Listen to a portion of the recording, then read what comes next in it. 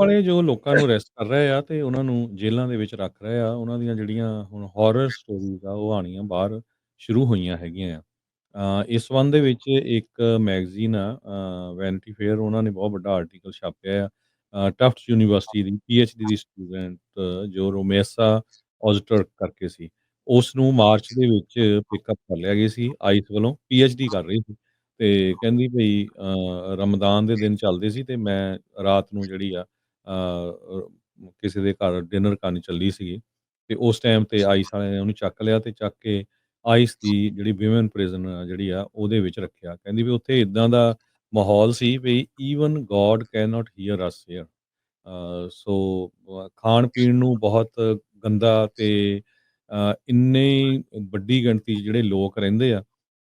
ਕਹਿੰਦੀ ਭਈ ਪਹਿਲੀ ਵਾਰੀ ਮੈਨੂੰ ਲੱਗਿਆ ਵੀ ਜਦੋਂ ਤੁਸੀਂ ਆਪਣੇ ਘਰ ਸੌਂਦੇ ਆ ਤੇ ਉਹ ਇੱਕ ਗੋਡ ਗਿਫਟ ਹੁੰਦਾ ਆ ਵੀ ਇੰਨੀ ਵਧੀਆ ਤੁਸੀਂ ਨੀਂਦ ਸੌਂਦੇ ਆ। ਸੋ ਬਹੁਤ ਵੱਡਾ ਆਰਟੀਕਲ ਆ ਅੱਜ, ਕਿਉਂਕਿ ਸਾਡਾ ਜਿਹੜਾ ਪ੍ਰੋਗਰਾਮ ਆ ਉਹ ਟਰੱਕਿੰਗ ਨੂੰ ਲੈ ਕੇ ਆ, ਨਹੀਂ ਤਾਂ ਪੂਰਾ ਤੁਹਾਡੇ ਨਾਲ ਸ਼ੇਅਰ ਕਰਦੇ। ਜੇ ਕਿਸੇ ਕੋਲ ਸਮਾਂ ਹੋਇਆ, ਬਹੁਤ ਵਾਰ ਸਾਨੂੰ ਕਹਿੰਦੇ ਰਹਿੰਦੇ ਵੀ ਜੀ ਤੁਸੀਂ ਆਈਸ ਨਾਲ ਰਿਲੇਟਡ ਖਬਰਾਂ ਬਹੁਤ ਸਾਂਝੀਆਂ ਕਰਦੇ ਆ, ਆਰਟੀਕਲ ਪੜ੍ਹਿਓ ਜ਼ਰੂਰ ਤੇ ਤੁਹਾਨੂੰ ਲੱਗੂਗਾ ਵੀ ਤੁਸੀਂ ਅਮਰੀਕਾ 'ਚ ਰਹਿੰਦੇ ਆ ਜਾਂ ਕਿਸੇ ਕਿਹੜੇ ਮੁਲਕ ਦੇ ਵਿੱਚ ਰਹਿੰਦੇ ਆ। ਵੈਨਿਟੀ ਫੇਅਰ ਮੈਗਜ਼ੀਨ ਆ, even God can not hear us here, what I witnessed inside an ice women's prison. ਇਹ ਜੀ, ਪੀਐਚਡੀ ਦੀ ਸਟੂਡੈਂਟ ਆ ਟਫਟਸ ਯੂਨੀਵਰਸਿਟੀ, ਜਿਹਨਾਂ ਆਰਟੀਕਲ। ਜੀ।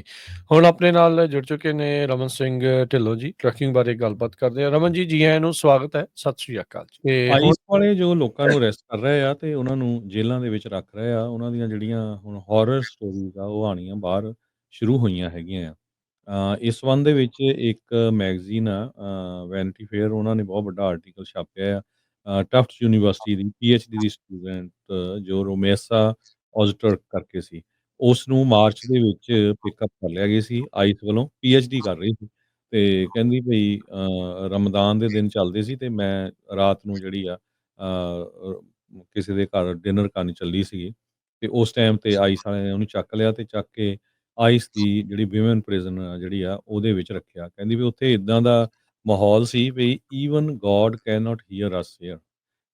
ਸੋ ਖਾਣ-ਪੀਣ ਨੂੰ ਬਹੁਤ ਗੰਦਾ ਤੇ ਇੰਨੀ ਵੱਡੀ ਗਿਣਤੀ 'ਚ ਜਿਹੜੇ ਲੋਕ ਰਹਿੰਦੇ ਆ। ਕਹਿੰਦੀ ਭਈ ਪਹਿਲੀ ਵਾਰੀ ਮੈਨੂੰ ਲੱਗਿਆ ਵੀ ਜਦੋਂ ਤੁਸੀਂ ਆਪਣੇ ਘਰ ਸੌਂਦੇ ਆ ਤੇ ਉਹ ਇੱਕ ਗੋਡ ਗਿਫਟ ਹੁੰਦਾ ਆ ਵੀ ਇੰਨੀ ਵਧੀਆ ਤੁਸੀਂ ਨੀਂਦ ਸੌਂਦੇ ਆ।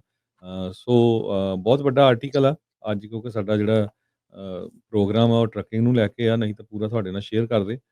ਜੇ ਕਿਸੇ ਕੋਲ ਸਮਾਂ ਹੋਇਆ, ਬਹੁਤ ਵਾਰ ਸਾਨੂੰ ਕਹਿੰਦੇ ਰਹਿੰਦੇ ਵੀ ਜੀ ਤੁਸੀਂ ਆਈਸ ਨਾਲ ਰਿਲੇਟਡ ਖਬਰਾਂ ਬਹੁਤ ਸਾਂਝੀਆਂ ਕਰਦੇ ਆ, ਆਰਟੀਕਲ ਪੜ੍ਹਿਓ ਜ਼ਰੂਰ ਤੇ ਤੁਹਾਨੂੰ ਲੱਗੂਗਾ ਵੀ ਤੁਸੀਂ ਅਮਰੀਕਾ 'ਚ ਰਹਿੰਦੇ ਆ ਜਾਂ ਕਿਸੇ ਕਿਹੜੇ ਮੁਲਕ ਦੇ ਵਿੱਚ ਰਹਿੰਦੇ ਆ। ਵੈਨਿਟੀ ਫੇਅਰ ਮੈਗਜ਼ੀਨ ਆ, even God can not hear us here, what I witnessed inside an ice women's prison. ਇਹ ਜੀ, ਪੀਐਚਡੀ ਦੀ ਸਟੂਡੈਂਟ ਆ ਟਫਟਸ ਯੂਨੀਵਰਸਿਟੀ, ਜਿਹਨਾਂ ਆਰਟੀਕਲ। ਜੀ। ਹੁਣ ਆਪਣੇ ਨਾਲ ਜੁੜ ਚੁੱਕੇ ਨੇ ਰਮਨ ਸਿੰਘ ਢਿੱਲੋਂ ਜੀ, ਟਰੱਕਿੰਗ ਬਾਰੇ ਗੱਲਬਾਤ ਕਰਦੇ ਆ। ਰਮਨ ਜੀ, ਜੀ ਆਇਆਂ ਨੂੰ, ਸਵਾਗਤ ਹੈ। ਸਤਿ ਸ੍ਰੀ ਅਕਾਲ ਜੀ।